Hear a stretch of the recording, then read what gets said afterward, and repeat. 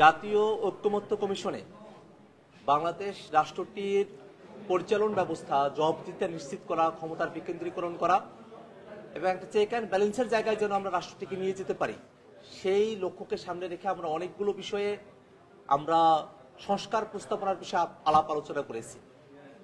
বাংলাদেশে বিগত অর্ধ শতাব্দী ধরে যে দলই ক্ষমতায় এসেছে তারা তাদের মতো করে বিভিন্ন প্রতিষ্ঠানগুলোতে তারা নিয়োগ দিয়েছে। অধিকাংশ ক্ষেত্রে দলীয় নিয়োগের কারণে প্রতিষ্ঠানগুলো দলীয়করণের মধ্যে পড়ে গেছে এবং সে প্রতিষ্ঠানগুলো আর জনবান্ধব থাকতে পারেনি। দলীয় নিয়োগ, দলীয়করণ এবং জনবান্ধব নয় এমন প্রতিষ্ঠান না করে আমরা যদি দলীয়করণের বাইরে এসে প্রতিষ্ঠানগুলোতে নিয়োগ কার্যক্রম সম্পূর্ণ করতে পারি, তাহলে সামগ্রিকভাবেই দেশের অগ্রগতি সাধিত হবে। আজকে ঐক্যমত্য কমিশনে সরকারি কর্ম কমিশন পিএসসিতে নিয়োগের অথরিটি কারা হবেন সে বিষয় নিয়ে আলোচনা হয়েছে। মোটা দাগে উপস্থিত রাজনৈতিক দলগুলোর প্রায় সব রাজনৈতিক দলই এই বিষয়ে একমত যে সরকারি কর্ম কমিশন পিএসসিতে নিয়োগ আগে যেভাবে শুধুমাত্র প্রধান নির্বাহী অর্থাৎ প্রধানমন্ত্রীর পরামর্শক্রমে রাষ্ট্রপতি নিয়োগ প্রদান করতেন, সে জায়গায় না থেকে একটা নিরপেক্ষ সরকারি দল বিরোধী দল সকলের সমন্বয়ে একটা সিলেকশন কমিটির মধ্য দিয়ে এই নিয়োগটা সম্পূর্ণ করা হবে। আপনারা সকলে জানেন যে গত বছর বাংলাদেশের শিক্ষার্থীরা যখন কোটা প্রথার বিরুদ্ধে তারা যখন আন্দোলনে নামলেন, ঠিক সেই সময়টাতেই প্রশ্ন ফাঁসের মতো একটা ঘটনাও সামনে চলে আসলো।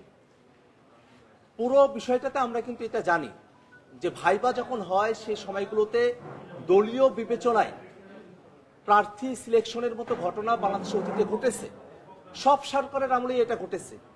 নতুন যে বাংলাদেশ, সেই বাংলাদেশে আমাদের চাকরি প্রার্থীরা তারা পরীক্ষা দিবেন, পরীক্ষা দেওয়ার পরে দলীয় বিবেচনা ব্যতি রেখেই তাদের মেধার উপর ভিত্তি করে তারা নিয়োগ পাবেন, দলবাজি বন্ধ হবে নিয়োগের ক্ষেত্রে, সেটাই আমাদের সকলের প্রত্যাশা।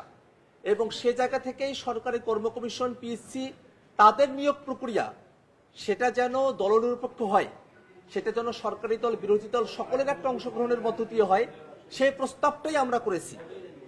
এবং আপনারা জানেন যে বাংলাদেশে যে দুর্নীতি দমন কমিশন রয়েছে, সেই দুর্নীতি দমন কমিশন এখন একটি সংবিধিবদ্ধ প্রতিষ্ঠান।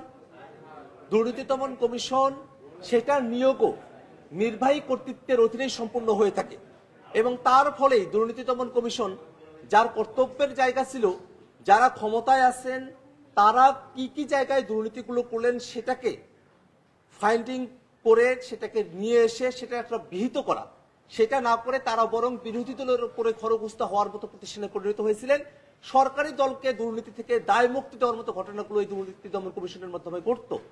এটা সম্ভবপর হতো কারণ দুর্নীতি দমন কমিশন সেটা সরকার প্রধানের ইচ্ছায় সেটা নিয়োগ হতো।